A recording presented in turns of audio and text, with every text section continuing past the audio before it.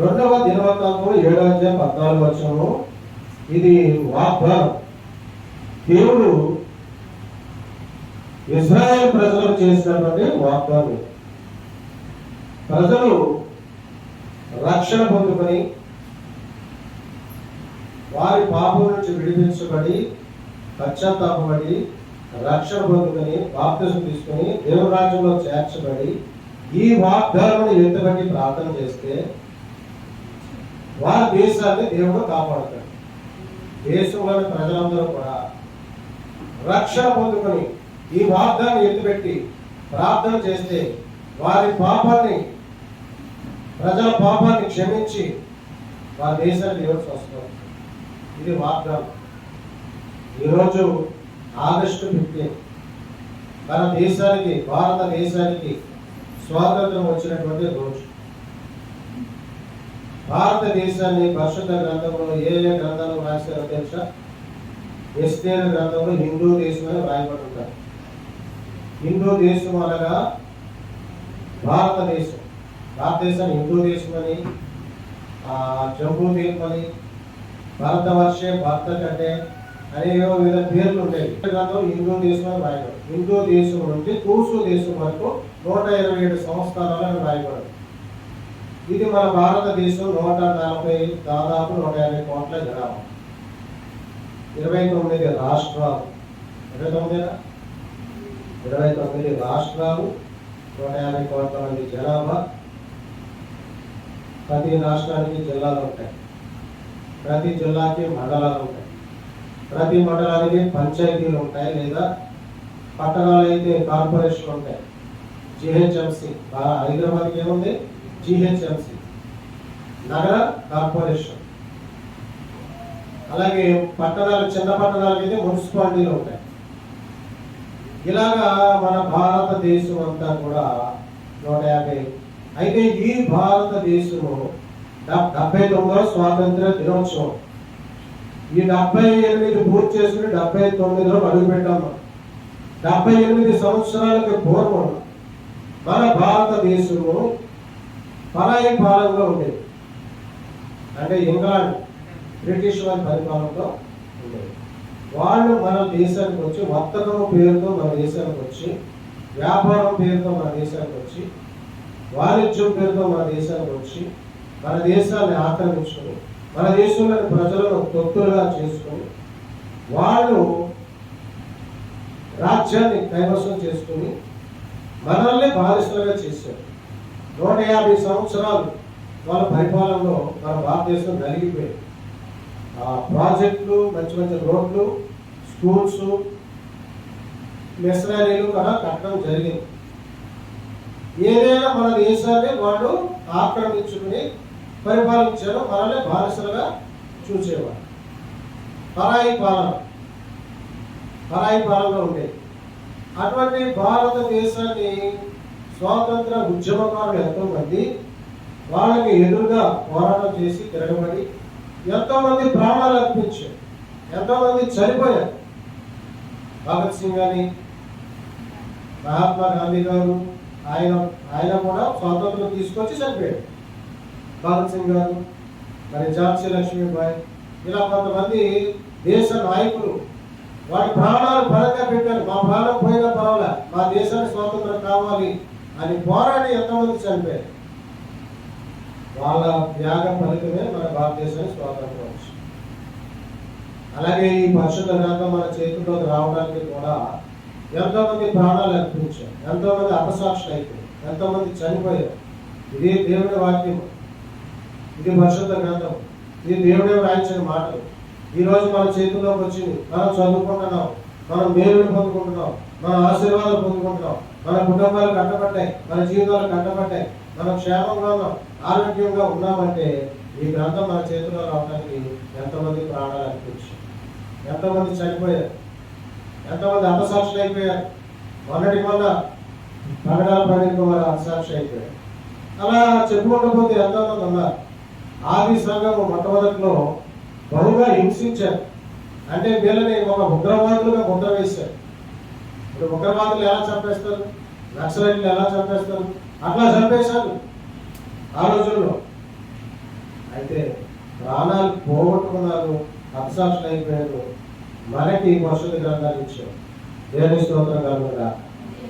అందుకని ఇప్పుడు స్వాతంత్రం అంటే ఏంటి? స్వాతంత్రం అంటే ఏంటి? ఇప్పుడు మనకు స్వాతంత్రం వచ్చింది, మన దేశాన్ని పరిపాలించుకుంటున్నాము. మరి నిజమైన స్వాతంత్రం అంటే ఏంటి? వాక్యానుసారం యోహాను సువార్త 8:32 చూద్దాం. యోహాను సువార్త 8:32. ఇప్పుడు సత్యము మిమ్మల్ని స్వతంత్రులుగా చేయాలని చెప్పగా వారు, మేము అబ్రహాము సంతానము, మేము ఎన్నడూ ఎవరికి దోషంగా ఉండలేదే, మీరు స్వతంత్రులుగా చేయబడుతుందని ఎలా చెప్పుతున్నామని ఆయనతో అని. ఎవరు ఆయన? యేసు. ఎవరంటున్నారు ఈ మాటలు? శాస్త్రులు, పరిచయాలు, సద్దుకైనా ఉన్నారు ఈ మాటలు. మేము అబ్రహాము సంతానము, మేము ఎప్పుడు ఎవరికి దోషంగా ఉండలేదు, మమ్మల్ని స్వతంత్రంగా ఎలా ఉండవు నువ్వు, మేము ఎవరికి బానిసలుగా లేవే అని అంటున్నారు. ఇప్పుడు సత్యం అంటే ఏంటి? ఇప్పుడు సత్యం అంటే ఏంటి? వాక్యమే సత్యం. వాక్యమే సత్యం. సత్యం అంటే ఏంటంటే ఏం చెప్తారు సమాధానం?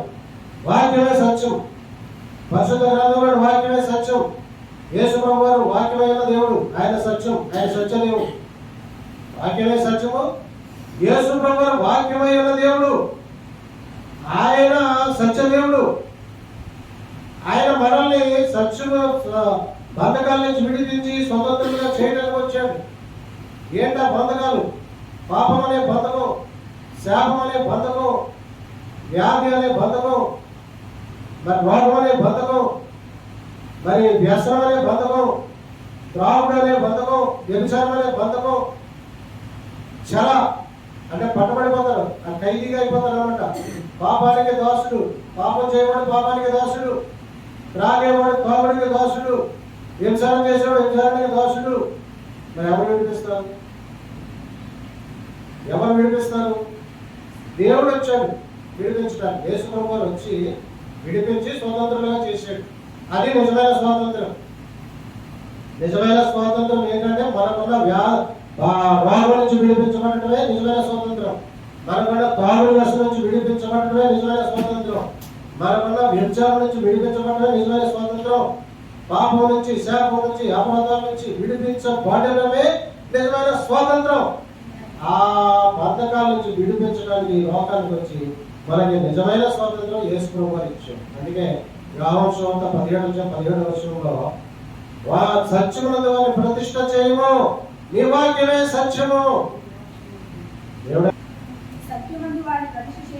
సత్యమునందు వారిని ప్రతిష్ఠ చేయము, నీ వాక్యమే సత్యము. దేవుని స్తోత్రం కలుగుగాక. మరి అంటున్నారు శాస్త్రులు, పరిచయులు, సద్దుకైలు అంటున్నారు, మేము ఎవరికి దోషం కాదయా, మేము అబ్రహాము సంతానం, నేను యూదులు, నేను ఇశ్రాయేలు, ఎవరికి బానిసత్వం చేయలే, ఎవరికి దోషంగా ఉండలేదు, నువ్వేందయా వచ్చి మమ్మల్ని స్వతంత్రం చేస్తానంటున్నావు అంటున్నారు. ఈ మరి శాస్త్రులు అంటే ఎవరు? ఈ పరిచయులు అంటే ఎవరు? ఈ సద్దుకైలు అంటే ఎవరంటే వాళ్ళంతా కూడా యూదులు. వాళ్ళంతా కూడా యూదులు. ఈ యూదులలో శాస్త్రాలు అనే వాళ్ళు ఎవరంటే వాళ్ళు ధర్మశాస్త్రాన్ని చదివి వినిపిస్తారు ప్రజలకి. ఈ ధర్మశాస్త్రాన్ని చదివి వినిపించే వాళ్ళని శాస్త్రులు అంటారు. పరిచయులు ఎవరు? ఈ ధర్మశాస్త్రాన్ని మరీ కఠినంగా పాటించే వాళ్ళని పరిచయాలు అంటారు. అదొక తెగ. ఇప్పుడు పౌలు గారు పరిచయ తెగకు చెందినవాడు. అంటే అదొక జాతి. పరిచయాలు అనేది ఒక జాతి. ఆ జాతి వాళ్ళు ఏం చేస్తారంటే ధర్మశాస్త్రాన్ని కఠినంగా పాటిస్తారు. వాళ్ళు ధర్మశాస్త్రం అంటే ఏంటి? పంటికి పన్ను, కంటికి పన్ను. అంటే తప్పు చేస్తే, వ్యభిచారం చేస్తే రాళ్ళతో కొట్టి చంపేయాలి. అది ధర్మశాస్త్రం. దాని వాళ్ళు కఠినంగా పాటించేవాళ్ళు. యేసు ప్రభువు ఆ ధర్మశాస్త్రం నుంచి విడిపించడానికి వచ్చాడు. ఆ ధర్మశాస్త్రం యొక్క శిక్షణ నుంచి విడిపించడానికి వచ్చాడు. ఆ ధర్మశాస్త్రాన్ని పాటించడానికి వచ్చాడు, నెరవేర్చడానికి వచ్చాడు. ధర్మశాస్త్రాన్ని నెరవేర్చడానికి వచ్చాడు. ఆ ధర్మశాస్త్రం శిక్షణ నుంచి విడిపించడానికి వచ్చాడు. వ్యభిచార స్త్రీ పాపంతో పట్టుబడింది, దాన్ని చంపేయాలని వాళ్ళు అట్టుకుని వచ్చారు. వాళ్ళు యూదామతానుసారం ప్రకారం వచ్చినప్పుడు యేసు ప్రభు వారు అన్నాడు, ఆమె వచ్చేసి సరాసరి యేసు ప్రభు కాళ్ళ మీద పడిపోయింది. కాళ్ళ మీద పడిపోతే వీళ్ళందరూ వాళ్ళు అట్టుకుని వచ్చేసారు. యేసు ప్రభు ఆగండి అన్నాడు. మీలో ఎవరు పాపం చేయలేదు వాళ్ళ ముందు మీద రాయలేదు అని కింద రాయటం మొదలుపెట్టాడు. ఒక్కొక్కరి జాతకము రాయటం మొదలుపెట్టాడు. అప్పుడు అందరూ ఎవరు రాయడం వాళ్ళ కింద పడేసి వెళ్ళిపోయారు. అప్పుడు ఎవరు కొట్టలేదా, ఎవరు శిక్షించలేదమ్మా, నేను నువ్వు శిక్షించను, ఇక నువ్వు పాపం చేయకు, వెళ్ళు, సాక్షిగా బతుకు, దేవుడికి సాక్షిగా బతుకు. అలాగే మనము కూడా ఏ బద్ధకంలో ఉన్నా, ఏ పాపంలో ఉన్నా దేవుని దగ్గరికి వచ్చి విడుదల పొందుకొని మళ్ళీ పాపం చేయకుండా ఉండాలి, పరిశుద్ధంగా ఉండాలి, పవిత్రంగా ఉండాలి, దేవుడికి సాక్షిగా ఉండాలి. వెనక్కి తిరిగి చూడకూడదు, పాపం చేయకూడదు. అప్పుడు మనం స్వతంత్రులుగా ఉంటాం. అప్పుడు దేవుడి ఆశీర్వాదానికి వారసులుగా ఉంటాం. అప్పుడు దేవుడి కుమారులుగా ఉండి ఆయన స్వాస్థ్యులకు వారసులుగా అవుతాం. మళ్ళీ పాపం చేస్తే కోల్పోతాం. దేవుడిలోకి వచ్చి రక్షణ పొందుకొని బాప్తిజం తీసుకొని మళ్ళీ వెనక్కి తిరిగి మళ్ళీ పాపం చేస్తే, మళ్ళీ దొంగతనం చేస్తే, మళ్ళీ అబద్ధపడితే, మళ్ళీ హింసనం చేస్తే, మళ్ళీ తాగితే, మళ్ళీ జోదపడితే కోల్పోతాం. నీకు ఇచ్చిన రక్షణ కోల్పోతాం, నీకు ఇచ్చిన అభిషేకం కోల్పోతాం, నీకు ఇచ్చిన ఆత్మని కోల్పోతాం, మళ్ళీ లోపల కలిసిపోతాం, చనిపోతే నరకం వెళ్ళిపోతాం. అందుకే ఆయన సత్యం నుంచి స్వతంత్రులుగా చేయడానికి వచ్చాడు. అందుకే ఈ బాప్తిస్మ యోహాను అంటాడు, ఇదిగో లోక పాపమును మోసిపోయిన దేవుని గొర్రెపిల్ల. యేసుప్రభు అన్నాడు, లోక పాపమును మోసిపోయిన దేవుని గొర్రెపిల్ల అన్నాడు. అంటే లోకంలోని ప్రజలందరి పాపాలను మోసిపోవడానికి వచ్చాడు ఆయన. ప్రజలందరి పాపాల నిమిత్తం పనిష్మెంట్ అనుభవించడానికి వచ్చాడు ఆయన. శిక్షను భరించడానికి వచ్చాడు ఆయన. ప్రజలను విడిపించడానికి వచ్చాడు. పాపం నుండి, శాపం నుంచి విడిపించడానికి వచ్చాడు. బద్ధకాల నుంచి విడిపించడానికి వచ్చాడు. చెరల నుండి విడిపించడానికి వచ్చాడు. అయితే దురదృష్టవశాత్తు యేసు ప్రభువుని వారు అర్థం చేసుకోలేదు. ఆ శాస్త్రులు పరిసర సభ్యులు యేసు ప్రభువుని అర్థం చేసుకోలేదు. నువ్వు దేవుడు కాదన్నారు, యెహోవా మాత్రమే దేవుడు అన్నారు. ధర్మశాస్త్రం మాత్రమే మాకు, మేము యూదులము, మా ధర్మశాస్త్రం ఇవ్వబడింది, మా దేవుడు యెహోవా, ఆయన మోషే కంటే గొప్పవాడు, ఏలియా కంటే గొప్పవాడు, ఆ దేవుడు నువ్వే దేవుడు అంటున్నావు. ఆయనే ఈయన పంపించడం వాళ్ళు అర్థం చేసుకోవాలి. ఆ దేవుడే యేసు ప్రభువుని తన కుమారుడిగా ఈ లోకానికి పంపించడానికి వాళ్ళు అర్థం చేసుకోలేకపోయారు. అది అక్కడ వాళ్ళు వ్యతిరేకించారు. ఎప్పుడు దొరుకుతాడా, ఎప్పుడు చంపేద్దాం వాళ్ళు చూశారు. చివరికి ఏం చేశారు, యేసు ప్రభువుని సిలువకు అప్పగించారు. సిలువ వేసేయండి. ఇలా ఏమన్నాడు, ఈయనలో నాకు ఏ దోషమో కనపట్లేదు, ఏ అపరాధమో కనపట్లేదు, ఈయన ఎందుకు సిలువ వేయాలయ్యా, ఒకసారి ఆలోచించండి. లేదయ్యా ఆయన దేవదోషం చేశాడు, ఆయన సిలువ వేయాలంటే. ఈ ప్రధాన యాజకులు, ఈ శాస్త్రులు, పరిసర సభ్యులు ఆయన పగబట్టేశారు. ఎందుకంటే వాళ్ళని లోపాలు ఎత్తు చూపించాడు యేసు ప్రభువు. శాస్త్రంలో, పరిసరలో, సభ్యుల ప్రధాన లోపాలను ఎత్తు చూపించాడు. లోపం ఎప్పుడైతే ఎత్తు చూపించాడో వీళ్ళు పగబట్టేశారు. లోపాలను ఎత్తు చూపితే బాధ. ఈరోజు సంఘంలో అమ్మ నీలో ఈ లోపం ఉందమ్మని చెప్తే ఆవిడ చచ్చిరాదు. అమ్మ నువ్వు ఈ తప్పు చేస్తున్నావు అమ్మా అని చెప్తే ఆవిడ చచ్చిరాదు. లోపాలు ఎత్తు చూపితే బాధ, నిజం చెప్తే బాధ, తిడితే బాధ, సరి చెప్తే బాధ ప్రజలకి. యేసు ప్రభువుని ఆ రోజు అంగీకరించుంటే ఆ రోజే వాళ్ళ పరలో, ఆ రోజే దేవుడు బాగుపడేవాళ్ళు, దేవరాజ్యానికి వారసులు అయ్యేవాళ్ళు. వాళ్ళు యేసు ప్రభువుని శిలువకు అప్పగించి శాపం తెచ్చుకున్నారు. వాళ్ళు ఏం చేశారు, శాపం తెచ్చుకున్నారు. ఆ శాప ఫలితమే యూదులు అణిచివేయబడ్డారు, చంపివేయబడ్డారు, కొట్టబడ్డారు, హింసించబడ్డారు, రకరకాలుగా ప్రపంచమంతా చెదిరిపోయారు. చెదిరిపోయిన ప్రతి దేశంలో కూడా కొట్టారు, హింసించారు, బానిసలుగా చేసుకున్నారు, ఘోరంగా కొట్టి చంపేశారు. కారణం వాళ్ళు స్వతంత్రులు అవ్వలేదు, దేవుని అంగీకరించలేదు, యేసు ప్రభువుని నోటితో వాళ్ళు ఒప్పుకోలేదు, యేసు ప్రభువుని దేవుని అంగీకరించలేదు. పనిష్మెంట్ అనుభవిస్తూనే ఉన్నారు ఈ రోజుకి. అందుకనే యేసు ప్రభువు దేవుడని ఎవరైతే నోటితో ఒప్పుకున్నారో వాళ్ళు ధన్యులు, వాళ్ళు గొప్పవాడు. వాళ్ళు పాపం నుండి, శాపం నుండి, కొర నుంచి విడుదల పొందుకొని, బంధకాల నుంచి విడుదల పొందుకొని స్వతంత్రులు అయిపోతారు. అక్కడి నుంచి దేవుడు వాళ్ళకి తోడుగా ఉంటాడు, వాళ్ళ హృదయంలోకి వచ్చేస్తాడు. యేసు ప్రభు వారు పరిశుద్ధాత్మ దేవుడిగా వాళ్ళ హృదయంలోకి వస్తాడు, వాళ్ళలోనే ఉంటాడు, వాళ్ళతోనే ఉంటాడు, వాళ్ళు నడిపిస్తాడు దేహాన్ని. అప్పుడు ఏమవుతుందండి? దేహము ఆలయంగా మారిపోతుంది, దేహము ఆలయముగా మారిపోతుంది. వాళ్ళు బానిసలు కాదా? ఎందుకు బానిసలు కాదు? అస్సులు చెరగ దేవుడు అప్పగించాడు. వాళ్ళు అస్సులు చెరగ అప్పచెప్తే వాళ్ళు ఏమయ్యారు? అలా బానిసలు అయిపోయారు. అక్కడ ఏం చేశారు? అస్సులు వాళ్ళని పట్టుకుని హింసించారు, కొట్టారు, బాధించారు. గర్భిణీ స్త్రీలు గర్భిణీలను చెప్పేశారు. గర్భిణీ స్త్రీలు పట్టుకుని ఆ సంటిపిల్లలు లాక్కుని నేల వేసి కొట్టి చంపారు. సంటిపిల్లలు వాళ్ళ చేత బహుఘోరంగా కఠినమైనటువంటి శిక్షలు వాళ్ళు అనుభవించారు. ఎందుకంటే వాళ్ళ అవిధేయత దేవుడి పట్ల అవిధేయత, విగ్రహారాధన, దేవుడిని నిజమైన దేవుడిని వదిలేసి, వాళ్ళని సృష్టించిన దేవుడిని వదిలేసి, సృష్టికర్తను వదిలేసి విగ్రహాల వైపు తిరిగిపోయినప్పుడు, అవిధేయతకు బాధపడినప్పుడు, వ్యభిచారం చేసినప్పుడు, వాళ్ళ ఇష్టానుసారం జీవించినప్పుడు దేవుడు వాళ్ళని అసూలు చేత అప్పగించాడు. వాళ్ళ బంధకాల్లో చిక్కడిపోయారు, వాళ్ళ బానిసలు అయిపోయారు. ఆ తర్వాత ఏం చేశాడు? యోగులని బహుళం చేత అప్పగించాడు. వాళ్ళు 70 సంవత్సరాలు అక్కడ బానిసలుగా అయిపోయారు. ఆ తర్వాత అబ్రహాం సంతానాన్ని బానిసలుగా మారిపోయారు. బానిస అంటే ఏంటో తెలుసా మీకు? బానిస అంటే ఏంటో తెలుసా? బానిస అంటే బానిసకి జీతం, పుట్టు బానిస, పట్టు బానిస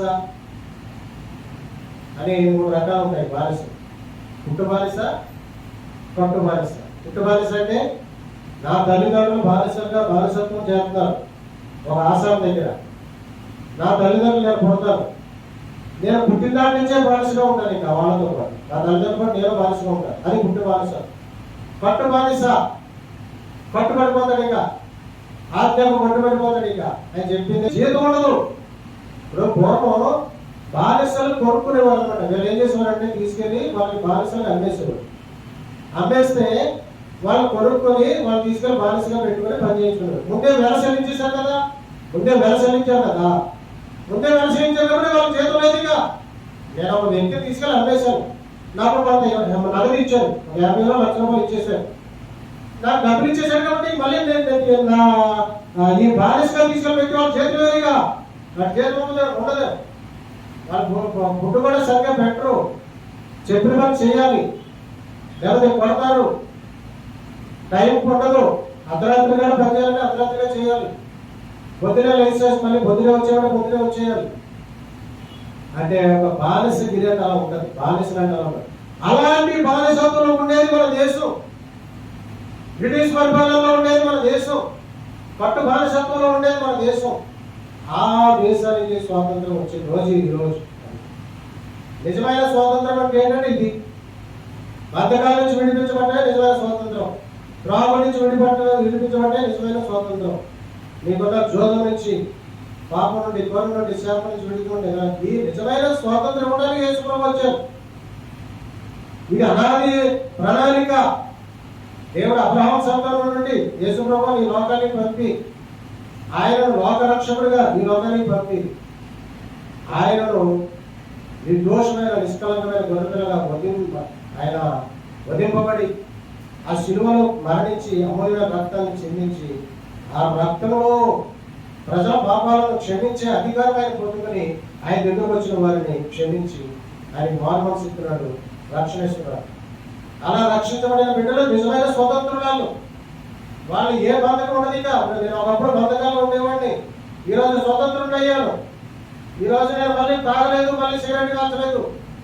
అలాగా విడిపించబడాలి. అలా విడిపించడానికి యేసు ప్రభువు వచ్చారు. మరి అర్థం చేసుకునే ప్రజలంతా ఏం చేయాలి? యేసు ప్రభు దగ్గరికి రావాలి, వచ్చి దేవుడి దగ్గర విడుదల పొందుకుని స్వతంత్రం పొందుకోవాలి. యేసు ప్రభు దేవుడిని నోటితో ఒప్పుకోవాలి. వాళ్ళకున్న వ్యసనం నుంచి విడిపించబడాలి, వాళ్ళకున్న రోగాల నుంచి విడిపించబడాలి, వాళ్ళకున్న కరువు, శాపము లేదా పాపము లేదా వ్యసనం ఇలాగా యేసు ప్రభువును విడిపించడానికి సమర్థుడు, రక్షించుకోవడానికి సమర్థుడు, రక్షణ ఇవ్వడానికి సమర్థుడు, పరిశుద్ధంగా జీవం చేయడానికి సమర్థుడు, పరలోకం తీసుకువెళ్ళడానికి సమర్థుడు. అటువంటి దేవుని నమ్ముకోవడమే నిజమైన స్వాతంత్రం. వీళ్ళు పెద్ద పెద్ద పండుగలు చేస్తారు, జెండా ఎగరేస్తారు, శాటిలైట్లు పంచుకుంటారు, ఆహా మన స్వాతంత్రం వచ్చిందని సంఘాలు పట్టుకుంటారు, సాయంత్రం వెళ్ళి బ్రాహ్మీ సభకు వెళ్తారు. వాళ్ళు నిజంగా స్వాతంత్రం పొందుకోలేదు, వాళ్ళు నిజమైన స్వాతంత్రం వాళ్ళకి రాలేదు. నిజమైన స్వాతంత్రం యేసు ప్రభువులోకి వస్తేనే నిజమైన స్వాతంత్రం. బాధ్యకాల నుంచి విడిపించబడితేనే నిజమైన స్వాతంత్రం. అందుకే యేసు ప్రభు ఏమన్నాడు, సత్యమునందు వాళ్ళని ప్రతిష్ఠ చేయమని తండ్రి దేవుడిని ప్రార్థన చేశాడు. వాళ్ళని విడిపించి సత్యవంతులుగా చేసి సత్యమునందు వాళ్ళని ప్రతిష్ఠ చేయండి, సత్యమునందు ప్రతిష్ఠ చేయమని ప్రార్థన చేశాడు. అంటే మనం ప్రతిష్ఠించబడిన వారము, రక్షించబడిన వారము, పరిశుద్ధులము, సత్యవంతులము, సత్యమార్గంలో నడుస్తున్న వారము, పాపం నుంచి విడిపించబడిన వారము, రక్షణ పొందుకున్న బిడ్డలమ్మ. ఈ వాక్యము అందరికీ ఇవ్వాలని వచ్చాడు దేవుడు, ప్రజలందరికీ ఇవ్వాలని వచ్చాడు. కానీ వ్యతిరేకిస్తున్నారు, వ్యతిరేకించిన వల్ల పాపంలో ఉండిపోతున్నారు, పనిష్మెంట్కి గురవుతున్నారు. ఈరోజు చూడండి లోకం ఎంత భయంకరంగా, ఎంత భయంకరంగా ఈ పేదయమా, లోకం ఎంత భయంకరంగా ఉంది. ఈరోజు ఎంతమంది ఎన్ని ఇబ్బందులు పడుతున్నారు, ఈరోజు నీళ్ళలో ఎంతమంది కొట్టుకుపోతున్నారు, ఈరోజు వరదల్లో ఎంతమంది చిక్కడిపోయినప్పుడు ప్రమాదాలు ఆపదలు ఎవరోనంట 30 మంది చండీ మాత గుడికి ఎక్కడ వెళ్తున్నారంటారు, అదంతా నీళ్ళలో కొట్టింది. అంటే వాళ్ళకి జ్ఞానం వివేకం లేదని వర్షాలు ఘోరంగా పడుస్తాయి, క్లౌడ్ బరస్టులు జరుగుతాయి, అప్పటికప్పుడు వర్షం వచ్చేసి నీళ్లు వచ్చేసి ప్రవాహంలో నీళ్ళు వచ్చేస్తాయనే జ్ఞానం వాళ్ళకి లేకపోయింది. ఎవరికి ఆ జ్ఞానం ఉండాలంటే దేవుడు నమ్ముకోవడం వల్ల జ్ఞానం ఉంటుంది. వాళ్ళకి దేవుడు జ్ఞానం ఇస్తాడు, వాళ్ళకి కర్మ దర్శనం చూపిస్తాడు, లేదా వాక్యం ద్వారా మాట్లాడతాడు, కర్మలో మాట్లాడతాడు, దర్శనంలో మాట్లాడతాడు, జాగ్రత్తగా ఉండడానికి హెచ్చరిస్తాడు. ఎక్కడికైనా వెళ్దాం అనుకుంటే ఏదో మనకి ఒక సూచన కనబరుస్తాడు. ఎవరికి ప్రభువునందు రక్షించబడిన బిడ్డలకి దేవుడు ఒక సూచన కనబరుస్తాడు. ఆ సూచన అర్థం చేసుకుని మనం ప్రయాణాన్ని ఆపుకుంటాం. ప్రయాణాన్ని ఆపేసి మనం ఇంటి దగ్గర ఉంటాం. ఈ సూచనలు లేని వాళ్ళు, దేవుడితో మాట్లాడిన వాళ్ళు, దేవుడి దర్శనాలు లేని వాళ్ళు అలా వెళ్ళిపోతారు, నేలలో కొట్టుకుపోతారు, అలా వెళ్ళిపోతారు, కొట్టుకుపోతారు. ఇప్పుడు గవర్నమెంట్ ఏం చేస్తే ఆ యాత్ర ఆపి, అందుకని యేసు ప్రభు నమ్ముకోవాలి. చూడండి ఇక్కడ ఒక వాక్యం 2వ దినోత్సవంలో 6:37-39 చదువుతాము. 2వ దినోత్సవంలో బుద్ధి తెచ్చుకొని మనస్సును తిప్పుకొని నేను పాపం చేసుకుని దోషమైతిని భక్తిహీనంగా నడుచుకుని అని ఒప్పుకొని తాము చర్మలున్న దేశంలో పూర్ణ హృదయంలోను పూర్ణ ఆత్మతోను మీ వద్దకు మళ్ళుకొని తమ పితరులకు మీరిచ్చిన తమ దేశం మీదకి నీవు కోరుకున్న ఈ పట్టణం మీదకి నీ నామ ఘనత కొరకు, అంటే ఇక్కడ నీ నామ ఘనత కొరకు నేను కట్టించిన ఈ మందిరం మీదకి మనసు తిప్పి విన్నపం చేసిన ఎడల నీ నివాస స్థలమైన ఆకాశం నుండి నేను వారి విన్నపముల ప్రార్థనను ఆలకించి వారి కార్యములను నిర్వహించి నీ దృష్టి యొక్క పాపం చేసిన నీ జనులను క్షమించదు గాక. ఇది ప్రార్థన. సొలొమోను రాజు చేస్తున్న ప్రార్థన. సొలొమోను రాజు ఏం చేశాడు? మందిరాన్ని కట్టించాడు. ప్రార్థన చేసి వాళ్ళని క్షమించి వాళ్ళు ఈ స్థలంలో నిలబడి ప్రార్థన చేసినప్పుడు వాళ్ళను క్షేమం దయచేయడం కాదని ప్రార్థన చేశాడు. అంటే మొట్టమొదటి వాక్యం చూడండి ఏం రాస్తుంది? వాళ్ళు చెరగబోయిన దేశంలో గుర్తు తెచ్చుకొని వాళ్ళు చెరగ వెళ్ళిపోయారు. అంటే వాళ్ళు బానిసలుగా వెళ్ళిపోయారు. ఎక్కడికి వెళ్ళిపోయారు? బానిసలుగా బబులోను దేశం వెళ్ళిపోయారు. బానిసలుగా బబులోను దేశానికి వెళ్ళిపోయారు, ఈజిప్ట్ దేశానికి వెళ్ళిపోయారు. మొట్టమొదటి ఈజిప్ట్ దేశానికి అప్పగించాడు దేవుడు వాళ్ళని. ఆ తర్వాత అశ్షూరు దేశానికి అప్పగించాడు వాళ్ళని. ఆ తర్వాత బబులోను చెరకు అప్పగించాడు. బబులోను చెరలో 70 సంవత్సరాలు విడిపించబడిన అప్పుడు బుద్ధి తెచ్చుకున్నారు. బానిసలు వెళ్ళిన తర్వాత వాళ్ళు బుద్ధి తెచ్చుకున్నారు. వచ్చిన తర్వాత మళ్ళీ బుద్ధిని కోల్పోయారు. అంటే ఇజ్రాయేలీలు ఒక్కడో మంచుడు కాదు. ఇజ్రాయేల్ ఎందుకు మరి వాళ్ళు దేవుడు కాపాడుకుంటూ వచ్చాడు? అబ్రహాం దేవుడు చేసిన వాగ్దానం. దేవుడు అబ్రహాంకి వాగ్దానం చేశాడు, నీ సంతానానికి వాగ్దానం చేశాను, ఇస్తానని వాగ్దానం చేశాడు. దేవుడు తాను చేసిన వాగ్దానం నిలబెట్టుకొని ఆ దేశాన్ని వాళ్ళకి ఇవ్వడం కోసం ఈయన వాళ్ళు ఎందుకు చేసినా సహించాడు, భరించాడు. ఈ రోజుకి కూడా వాళ్ళు దేవుడిని అంగీకరించలేదు. అయినా దేవుడు వాళ్ళు కాపాడుతున్నాడు. కారణం అబ్రహాముని చేసిన వాగ్దానం. దేవుని స్తోత్రం కలుగుగా. దేవుడు మనకి కూడా ఒక వాగ్దానం చేశాడంటే ఆ వాగ్దానాన్ని నిలబెట్టుకుంటాడు. 2 పేతురు 1:4 ఆ మహిమ గుణాన్ని తీసుకున్నారా? ఆ మహిమ గుణాతిశయములను బట్టి ఆయన మనకు అమూల్యములను అత్యధికములైన వాగ్దానములను అనుగ్రహించి ఉన్నాడు. దురాశను అనుసరించిన వలన లోకమందుల భ్రష్టత్వమును ఈ వాగ్దానముల మూలంగా మీరు తప్పించుకొని దేవస్వభావములకు పాలువారు ఉన్నట్టు వాటిని మనకు అనుగ్రహించాడు. దేవుడు మనకి శ్రేష్టమైన వాగ్దానం ఇచ్చాడు. ఎందుకు ఇచ్చాడు? అవి అత్యధికములను అమూల్యమైనటువంటి వాగ్దానాలు. ఆ వాగ్దానములు ఈ ఏమంటే వాక్యంలో లోకములోని భ్రష్టత్వమును ఈ వాగ్దానంలోనగా తప్పించుకొని దేవ స్వభావంలో పాలివారం అన్నట్లు అమూల్యమైన వాగ్దానాలను మనకు ఇప్పుడు మనం వాగ్దానం పొందుకున్నామంటే ఆ వాగ్దానము దేవుడు నీకు ఇచ్చాడంటే ఆ వాగ్దానం బట్టి నేను నడిపిస్తాను. ఆ వాగ్దానం బట్టి వాళ్ళు నడుస్తూ ఉంటే లోకంలోని భ్రష్టత్వము నుండి ఈ వాగ్దానం వల్ల మనం తప్పించుకుంటాం. అది లోకంలోని భ్రష్టత్వం ఉంది, పాపం ఉంది, శాపం ఉంది, పొరుగు ఉంది, వ్యాధులు ఉన్నాయి, తెగుళ్ళు ఉన్నాయి, అన్నీ ఉన్నాయి. వాటి నుంచి దేవుడు తప్పిస్తాడు. ఎందుకంటే నువ్వు దేవుడిని పెట్టావు కాబట్టి, నువ్వు వాగ్దానం పొందుకున్న పెట్టావు కాబట్టి, నువ్వు వాగ్దాన పుత్రుడు కాబట్టి దేవుడు ఆ యొక్క భ్రష్టత్వం నుంచి కాపాడు. మనకి దేవుడు వాగ్దానాలు ఇచ్చి లోకంలోని భ్రష్టత్వం నుంచి మనల్ని కాపాడుచున్నాడు. వాగ్దానం ప్రకారం నడిపిస్తున్నాడు. దేవుడు నన్ను వాగ్దానం ప్రకారం నడిపిస్తున్నాడు. దేవుడు నాకు ఏం వాగ్దానం చేసాడు? వాగ్దానం నెరవేర్చగలరు. ఇబ్బందులు ధైర్యము, భయపడకము, దిగుపడకము, చెడికము, నీవు నడుచు మార్గంలో నీ దేవుడిని యెహోవా నీకు తోడైందని వాగ్దానం చేసి ఇప్పుడు రక్షించబడిన భక్తులనే దేవుడు నాకు వాగ్దానం చేసి ఈ వాగ్దానం నేను చర్చలో చెప్పాను. దేవుడు నాకు ఈ వాగ్దానం చేశాడని చర్చలో చెప్పాడు. దేవుడు నాకు ఆ వాగ్దానం స్థిరపరిచాడు. ఆ వాగ్దానం ప్రకారం నడిపిస్తున్నాడు దేవుడు. అంటే నాకు దేవుడు తోడుగా ఉన్నాడు. దేవుడు నాకు తోడుగా ఉన్నాడు. దేవుడు నాకు పక్కనే ఉన్నాడు, నన్ను నడిపిస్తున్నాడు. మన రావుడు వచ్చి చర్చలో దర్శనం చూసింది. పెద్ద ఒక ఆయన కిరీటం పెట్టుకుని నిలబడ్డట్టు, దేవదూతలు ఆయన చుట్టూ ఉన్నట్టు, ఈ స్థలం అంతా దేవదూతలు ఆక్రమించినట్టు ఒక దర్శనం చూసి, అంటే నాతో దేవుడు ఉన్నాడు. ఎందుకన్నా నాతో దేవుడు వాగ్దానం ఇచ్చాడు కదా. మీరు కూడా వాగ్దానం పొందుకోవాలి. ఎప్పుడు మీరు వాగ్దానం పొందుకుంటారు? నిజంగా రక్షణ పొందుకుంటే మీరు వాగ్దానం పొందుకుంటారు. నిజంగా పాపాలు ఒప్పుకుంటే మీరు వాగ్దానం పొందుకుంటారు. నిజంగా మీరు రక్షించబడితే వాగ్దానం పొందుకుంటారు. అబ్రహామును పిలిచాడు, అబ్రహాముతో మాట్లాడాడు, అబ్రహాముకు వాగ్దానం ఇచ్చాడు, అబ్రహాముల వాగ్దానం ప్రకారం నడిపించాడు. అబ్రహాము ప్రజలను అబ్రహాముకి ఇచ్చిన వాగ్దానం నిలబెట్టుకుని ఆయన సంతానానికి ఆయన ఇస్రాయేలు దేశాన్ని ఇచ్చాడు. ఆ దేశాన్ని ఏ రోజుకి కాపాడుతున్నాడు.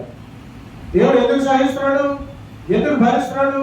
ఇజ్రాయేల్ మంచిగా ఉన్నారు, వాళ్ళ విగ్రహారాధికులు, వాళ్ళు వ్యభిచారం చేశారు, అవిధేయతకు పాల్పడేవారు, దేవుడు బాధపరిచారు, దుఃఖపరిచారు, వేల పాలు చేశారు. అయినా దేవుడు వాళ్ళని క్షమించాడు. కారణం వాగ్దానం. ఆ వాగ్దానం పొందుకోవాలి.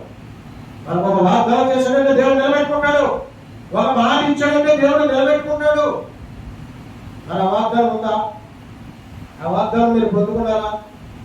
ఆ వాగ్దానం పొందుకోవాలి.